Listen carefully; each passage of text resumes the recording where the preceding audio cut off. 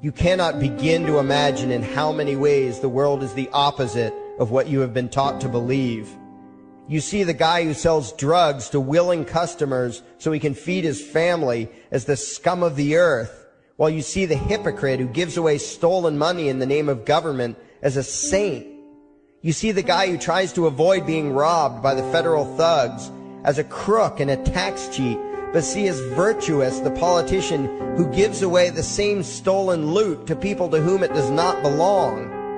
You see the cop as a good guy when he drags a man away from his friends and family and throws him in prison for 10 years for smoking a leaf. And you see anyone who defends himself from such barbaric fascism as the lowest form of life, a cop killer. In reality, most drug dealers are more virtuous than any government social worker, and prostitutes have far less to be ashamed of than political whores, because they trade only with what is rightfully theirs, and only with those who want to trade with them. The upstanding, church-going, law-abiding, tax-paying citizen who votes Democrat or Republican is far more despicable and a bigger threat to humanity than the most promiscuous, lazy, drug-snorting hippie. Why? Because the hippie is willing to let others be free, and the voter is not.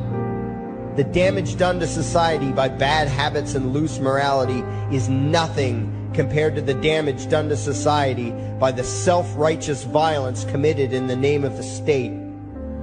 You imagine yourselves to be charitable and tolerant when you are nothing of the sort. Even the Nazis had table manners and proper etiquette when they weren't killing people. You think you're good people because you say please and thank you? You think sitting in that big building on Sunday makes you noble and righteous? The difference between you and a common thief is that the thief has the honesty to commit the crime himself, while you whine for government to do your stealing for you. The difference between you and the street thug is that the thug is open about the violence he commits, while you let others forcibly control your neighbors on your behalf. You advocate theft, harassment, assault, and even murder, but accept no responsibility for doing so. You old folks want the government to steal from your kids so you can get your monthly check. You parents want all your neighbors to be robbed to pay for your kids' schooling. You all vote for whichever crook promises to steal money from other people to pay for what you want. You demand that those people who engage in behaviors you don't approve of be dragged off and locked up, but feel no guilt for the countless lives your whims have destroyed. You even call the government thugs your representatives, and yet you never take responsibility for the evil they commit. You proudly support the troops as they kill whomever the liars in D.C. tell them to kill, and you feel good about it. You call yourselves Christians or Jews or claim to follow some other religion, but the truth is what you call your religion is empty window dressing. What you truly worship, the God you really bow to, what you really believe in is the state. Thou shalt not steal, thou shalt not murder, unless you can do it by way of government. Then it's just fine, isn't it? If you call it taxation and war, it stops being a sin, right? After all, it was only your God that said you shouldn't steal and murder, but the state said it was okay. It's pretty obvious which one outranks the other in your minds. Despite all the churches, synagogues, and mosques we see around us, this nation has one God and only one God, and that God is called government. Jesus taught nonviolence and told you to love your neighbor, but the state encourages you to vote for people who will use the violence of government to butt into every aspect of everyone else's life. Which do you believe? To those about to stone a woman who had committed adultery, Jesus said, "Let him who is without sin cast the first stone." But the state says it's perfectly fine to lock someone up if they do something you find distasteful, such as prostitution. Which do you believe? The Christian God says, "Thou shalt not covet," but coveting is the lifeblood of the beast that is the state. You are taught to resent, despise, and hate anyone who has anything you don't have. You clamor for the state to tear other people down, steal their property, and give it to you. And you call that fairness. The Bible calls it coveting and stealing. You are not Christians. You are not Jews. You are not Muslims. And you certainly aren't atheists. You all have the same God, and its name is government.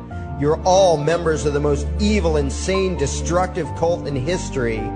If there ever was a devil, the state is it, and you worship it with all your heart and soul. You pray to it to solve every problem, to satisfy all your needs, to smite your enemies, and to shower its blessings upon you. You worship what Nietzsche called the coldest of all cold monsters, and you hate those of us who don't. To you, the greatest sin is disobeying your God, breaking the law, you call it, as if anyone could possibly have any moral obligation to obey the arbitrary commands and demands of the corrupt, lying, delusional megalomaniacs who infest this despicable town. Even your ministers, priests, and rabbis, more often than not, are traitors to their own religions, teaching that the commands of human authority should supersede adherence to the laws of the gods they say they believe in. Several years ago, I heard one pompous evangelical jackass in particular pontificating on the radio that anyone who disobeys the civil authority, be it a king or any other government, is engaging in rebellion against God. Those were the exact words he used. What if the government is doing something wrong? Well, this salesman for Satan opined, that is the business of those in government, and you are still obligated to obey. Everywhere you turn, be it the state or the church, the media or the schools, you are taught one thing above all else, the virtue of subjugating yourselves to mortals who claim to have the right to rule you. It is sickening the reverence with which you speak of the liars and thieves whose feet are so firmly planted on your necks.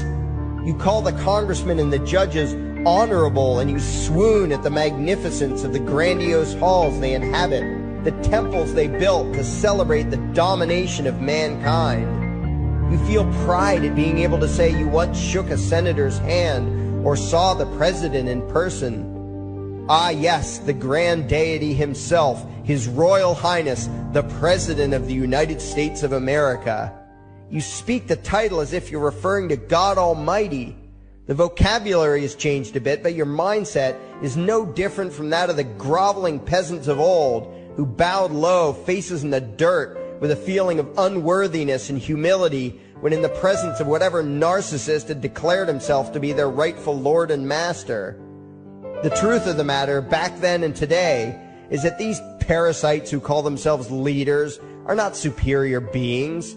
They are not great men and women. They are not honorable. They're not even average.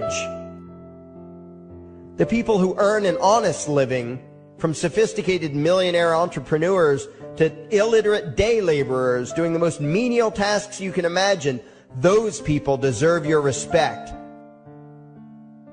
Those people you should treat with courtesy and civility. But the frauds who claim the right to rule you and demand your subservience and obedience, they deserve only your scorn and contempt. Those who seek so-called high office are the lowest of the low. They may dress better, have larger vocabularies, and do a better job of planning out and executing their schemes, but they are no better than pickpockets, muggers, and carjackers. In fact, they are worse, because they don't want to rob you of just your possessions. They want to rob you of your very humanity, deprive you of your free will, by slowly leeching away your ability to think, to judge, to act, reducing you to slaves in both body and mind. And still you persist in calling them leaders. Leaders? Where is it that you think you're going exactly that would require you to have a leader? If you just live your own life and mind your own damn business, exercising your own talents, pursuing your own dreams, striving to be what you believe you should be, what possible use would you have for a leader? Do you ever actually think about the words that you hear, the words that you repeat? You parrot oxymoronic terms such as the leader of the free world, even pretending for a moment that there is some huge journey or some giant battle that everyone in the entire nation is undertaking together that would require a leader. Why would you ever think, even for a moment, that the crooks that infest this town are the sort of people you should listen to or emulate or follow anywhere? Somewhere inside your mostly dormant brains, you know full well that politicians are all corrupt liars and thieves, opportunistic con men, exploiters, and fearmongers. You know all this, and yet you still speak as if you are the ones who are the stupid, vicious animals, while the politicians are the great, wise role models, teachers, and leaders without whom civilization could not exist. You think these crooks are the ones who make civilization possible? What belief could be more absurd? Yet when they do their pseudo-religious rituals, deciding how to control you this week, you still call it law, and continue to treat their arbitrary demands as if they were moral decrees from the gods that no decent person would ever consider disobeying. You have become so thoroughly indoctrinated into the cult of state worship that you are truly shocked when the occasional sane person states the bleeding obvious. The mere fact that the political crooks wrote something down and declared their threats to be law does not mean that any human being anywhere has the slightest moral obligation to obey. Every moment of every day, in every location and every situation, you have a moral obligation to do what you deem to be right, not what some delusional bloated windbag says is legal. And that requires you to first determine right and wrong for yourself, a responsibility you spend much time and effort trying to dodge. You proclaim how proud you are to be law-abiding citizens and express your utter contempt for anyone who considers himself above your so-called laws, laws that are nothing more than the selfish whims of tyrants and thieves. The word crime once meant an act harmful to another person. Now it means disobedience to any one of the myriad of arbitrary commands coming from a parasitical criminal class. To you, the term crime is nearly synonymous with the word sin, implying that the ones whose commands are being disobeyed must be something akin to gods, when in truth they are more akin to leeches. The very phrase, taking the law into your own hands, perfectly expresses what a sacrilege it is in your eyes for a mere human being to take upon himself the responsibility to judge right from wrong and to act accordingly, instead of doing what you do, unthinkingly obeying whatever capricious commands this cesspool of maggots spews forth. You glorify this criminal class as lawmakers and believe that no one is lower than a lawbreaker, someone who would dare disobey the politicians. Likewise, you speak with pious reverence of law enforcers, those who forcibly impose the politicians' every whim upon the rest of us. When the state uses violence, you imagine it to be inherently righteous and just, and if anyone resists, they are, in your eyes, contemptible lowlifes, lawless terrorist criminals. Like the lawless terrorist criminals who helped slaves escape the plantations. Like the lawless terrorist criminals who helped Jews escape the killing machine of the Third Reich. Like the lawless terrorist criminals who were crushed to death under the tanks of the Red Chinese government in Tiananmen Square. Like all the lawless terrorist criminals in history who had the courage to disobey the never-ending stream of tyrants and oppressors who have called their violence authority and law. And that includes the lawless terrorist criminals who founded this country. Everything you think you know is upside down, backwards, and inside out. But what has to take the cake, the height of your insanity, is the fact that you view as violent terrorists the only people on the planet who oppose the initiation of violence against their fellow men. Anarchists, voluntarists, and libertarians. We use violence only to defend ourselves against someone who initiates violence against us. We use it for nothing else. Meanwhile, your belief system is completely schizophrenic and self-contradictory. On the one hand, you teach the young slaves that violence is never the answer. Yet out of the other side of your mouths, you advocate that everyone and everything, everywhere and at all times be controlled, monitored, taxed, and regulated through the force of government. In short, you are teaching your children that the masters may use violence whenever they please, but the slave should never resist.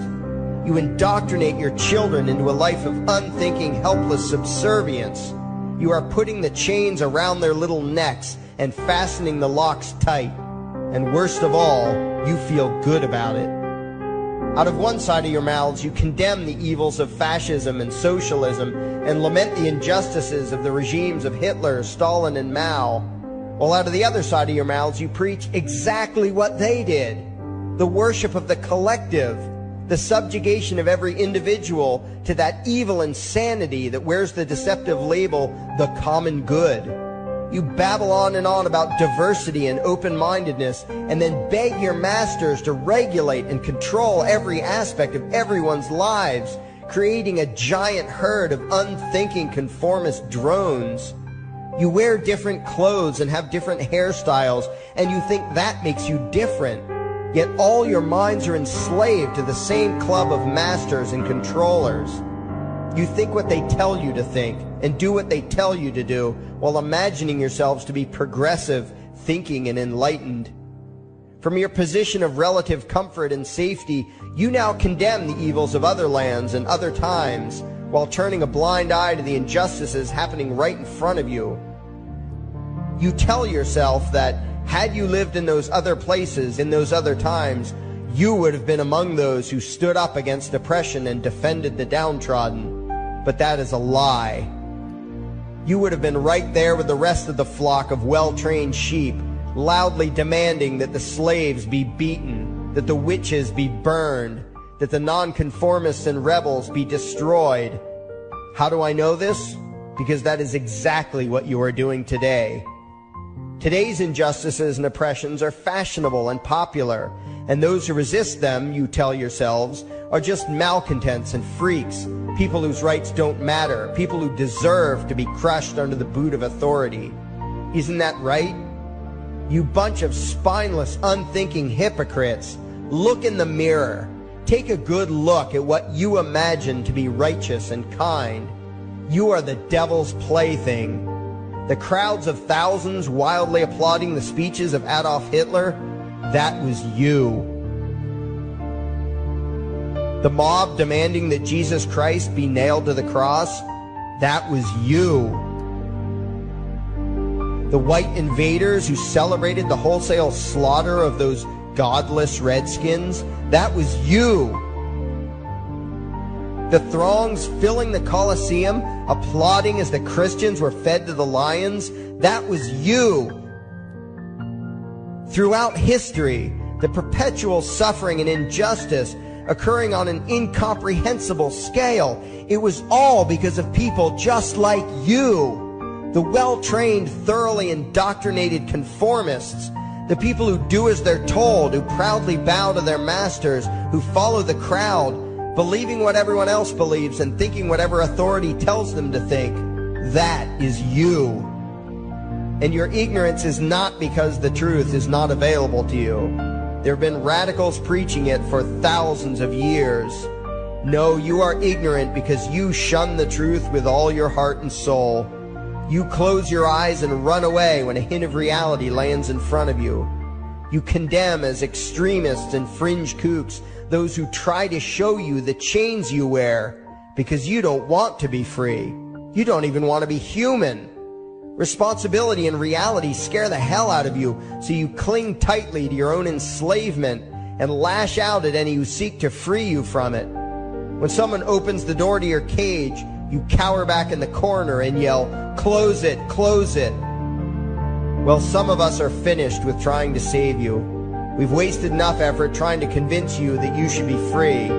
All you ever do is spout back what your masters have taught you, that being free only leads to chaos and destruction, while being obedient and subservient leads to peace and prosperity. There are none so blind as those who will not see. And you nation of sheep, would rather die than see the truth.